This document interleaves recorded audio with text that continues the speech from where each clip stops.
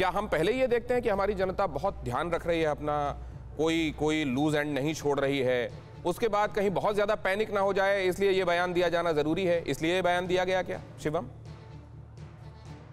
मुझे लगता है सबसे महत्वपूर्ण बात यहाँ पर यह है कि किसी भी तरह से जनता में पैनिक नहीं होना चाहिए। मुझे लगता है किसी भी नेता की एक प्रथम जिम्मेदारी होती है, किसी भी एक लीडर की प्रथम जिम्मेदारी होती है कि सिचुएशन कोई भी हो, जनता में पैनिक नहीं होना चाहिए। उन्होंने साथ साथ ये भी कहा कि बहुत ज़्यादा ज़रूरी है कि सारे प्रोटोकॉल्स का पालन किया जाए, मास्क रखा जाए, सख्ती बरती जाए, लेकिन किसी तरह का पैनिक नहीं किया जाना चाहिए। इस देश के प्रधानमंत्री जी ने भी सभी वैज्ञानिकों के साथ, डॉक्टर्स के साथ एक बैठक की और उसमें मुझे पूरी उम्मीद है और इस देश को भी पूरी उम्मीद है कि हर एक सिचुएशन पर पूरी तरीके से क्लोजली वॉच किया जा रहा होगा, निगरानी रखी जा रही होगी। सोसाइटी का प्रोडक्ट हैं और मैं और आप लगभग 70-80% मामलों में एक जैसी सोच रखते होंगे। थोड़ा फर्ज कीजिए कि हमको किसी साल हमारा टीचर ये कह दे कि तुम नहीं पढ़ोगे कोई बात नहीं, पास हो जाओगे, लेकिन हाँ सुनो तुमको पढ़ाई पूरी करनी है। पास हम कर देंगे लेकिन फिर भी पढ़ते रहना।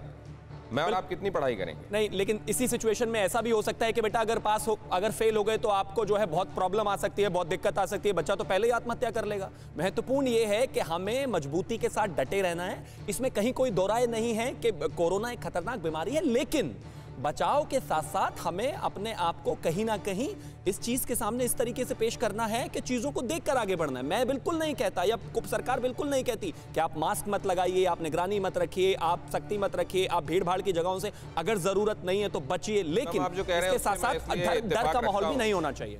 क्योंकि दिल्ली में एक केस हमको ऐसा सुनने को मिला जहां एक लड़की जिसने अपने डॉक्टर पिता को डेल्टा वाली लहर के समय गंवा दिया था, जब उसको ये पता चला कि अब ओमिक्रॉन आ गया है तो उसने खुद की जीवन लीला खत्म करने की कोशिश की। तो ये सुसाइड वाली बात मैं समझता हूं, but this is one of case.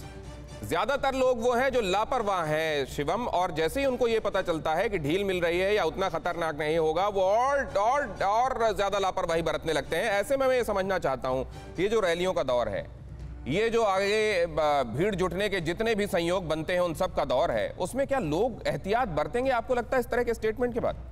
देखिए, मुझे लगता है स्टेटमेंट नहीं, इस देश में जिस तरीके से वेव 2 में, जिस तरीके से कोविड की दूसरी वेव में इस देश ने बहुत सारा नुकसान झेला है, हर एक व्यक्ति, हर एक नागरिक इस देश का इस बात को लेकर सतर्क है, जानता है, समझता है कि कहीं ना कहीं अगर आप इसमें सावधानी नहीं बरतेंगे तो रिस्क की संभावनाएं हैं। लेकिन इसके साथ साथ जिस तरीके से तमाम चीजें चल रही है, हमें और इस देश को और इस पूरी दुनिया को इस कोरोना के साथ, इसके अलग अलग वेरिएंट्स के साथ जीना सीखना होगा और आगे बढ़ना होगा। एक वाहिद मामला ऐसा है शिवम जिसमें आपको याद होगा ये मीम्स तक बने कि कोविड के दौर में तो जो डर गया वो जी गया। पहले कहा जाता था कि जो डर गया वो मर गया, लेकिन कोविड के मामले में तो जो डर गया वो जी गया, क्योंकि वो डरा हुआ जो है वो एहतियात बरतेगा।